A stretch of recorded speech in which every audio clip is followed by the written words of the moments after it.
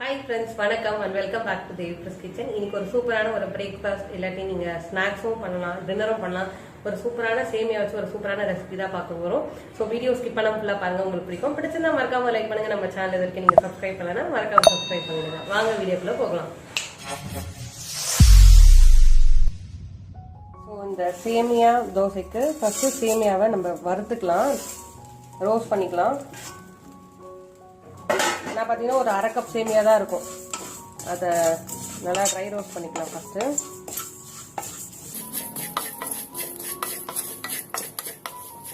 சும்மா லேசாக வறுத்துக்கிட்டா போதும் அது.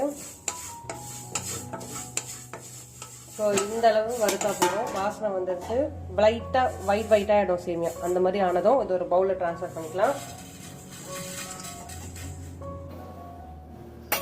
அடுத்து பார்த்தீங்கன்னா அதே அரை கப் அளவுக்கு நான் வந்துட்டு இந்த ஜவ்வரிசி எடுத்திருக்கேன். ஸோ சேர்த்துக்கலாம், இதையும் சேர்த்துட்டு ஃப்ரை பண்ணிக்கலாம்.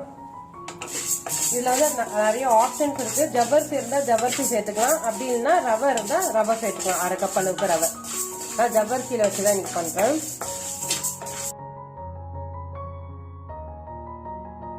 ஸோ ஜவ்வரிசி பார்த்தீங்கன்னா பொரியிற சத்தம் வந்துருச்சு. இந்த அளவு வறுத்தா போகிறோம். இப்போ அது ஒரு மிக்ஸி ஜாரில் போட்டு நம்ம பொடி பண்ணி எடுத்துக்கலாம். ஸோ நம்ம பொடிச்சு வச்ச ஜவ்வரிசியை சேர்த்துக்கலாம் அதோட. ஸோ இது பார்த்தீங்கன்னா அதே அரை கப் அளவுக்கு நான் வேர்க்கடலை, வறுத்த வேர்க்கடலையே நான் சேர்த்துக்க போகிறேன், பொடி பண்ணிக்க போகிறேன். ஸோ என்கிட்ட வறுத்த வேர்க்கடலை இருந்ததால நான் டைரெக்டாக அரைச்சிக்கிட்டேன். உங்ககிட்ட பச்சை வேர்க்கடலை இருந்தால் வறுத்துட்டு அரைச்சிக்கோங்க. வேர்க்கடலை பொடி சேர்த்துக்கலாம். இதில் அரை கப் அளவுக்கு நான் தயிர் சேர்த்துக்கிறேன். நல்லா புளிப்பான தயிராக சேர்த்துக்கோங்க. சேர்த்துட்டு ஒரு கிளாஸ் அளவுக்கு நான் தண்ணி கலந்துக்கிறேன். தண்ணி கலந்துட்டு ஒரு 20 மினிட்ஸ் இது தண்ணியில் ஊறணும். நம்ம போட்டிருக்க தண்ணி தயிரில் ஊறணும். ஸோ 20 மினிட்ஸ் டிஸ்டர்ப் பண்ணாமல் வச்சிடலாம். மீன் டைம் என்ன பண்ண போகிறேன்னா ஒரு குட்டி வெங்காயம், அதுக்கப்புறம் கேரட். நான் இன்னைக்கு வந்து பார்த்தீங்கன்னா கேரட் தான் காய் எடுத்துக்கிறேன்.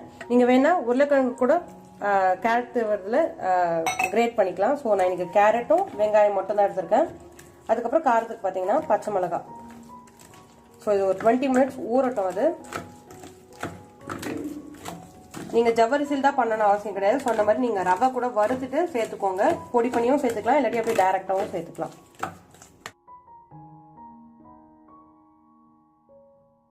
உப்பு தேவையான அளவு சேர்த்துக்கோங்க. இதுக்கு சைட் டிஷ் பார்த்தீங்கன்னா காரமாக சட்னி பண்ணால் நல்லாயிருக்கும். என்கிட்ட தக்காளி ஊறுகாய் ஸ்டாக் இருக்கிறதால ஸோ தக்காளி ஊறுகாய் தான்.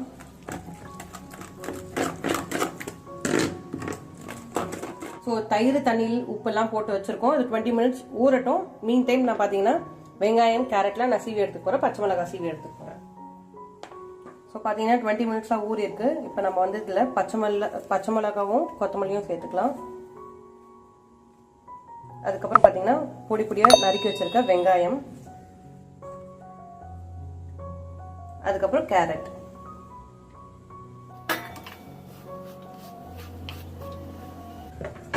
சேர்த்துட்டு எல்லாம் நல்லா மிக்ஸ் பண்ணிக்கலாம்.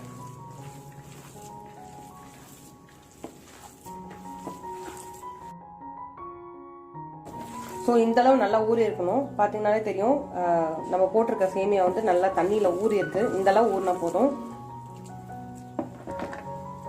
தயிர் வந்து கொஞ்சம் புளிப்பான தயிராக சேர்த்துக்கோங்க, ஃப்ரெஷ்ஷான தயிர் வேண்டாம்.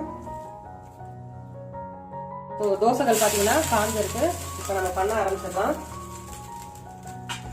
ஸோ சைடில் பார்த்தீங்கன்னா கொஞ்சம் தண்ணி வந்து கையில் வச்சுக்கோங்க, நனைச்சிக்கிட்டு நம்ம எடுக்கலாம். நீங்கள் தோசை மாவு மாதிரி தண்ணியாக நீர்க்க இருந்துட்டு அப்படியே நம்ம கரண்டியில் எடுத்து ஸ்ப்ரெட் பண்ணிக்கலாம். அப்படியும் பண்ணலாம், இல்லை இந்த மாதிரி அடை மாதிரியும் தட்டலாம். ஸோ சேமியா ஒரு கோட் கொடுத்துக்கோங்க.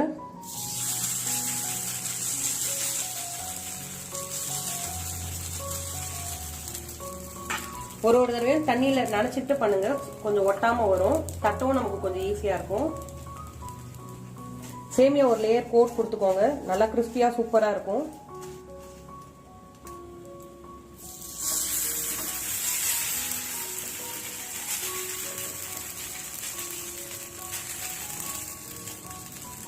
சுத்தி எண்ணெய் விட்டுக்கலாம் அதுல.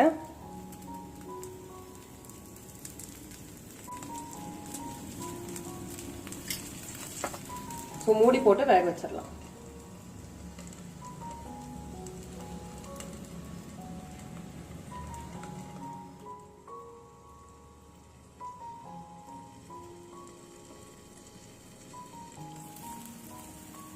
அந்த பக்கம் திருப்பி போட்டுடலாம். ஒரு பக்கம் குக் ஆயிருக்கு.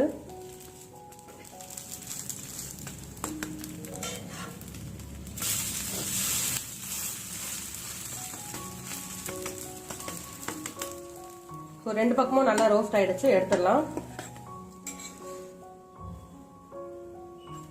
இப்போ அடுத்து ஒரு பேட்ச் போட்டுடலாம்.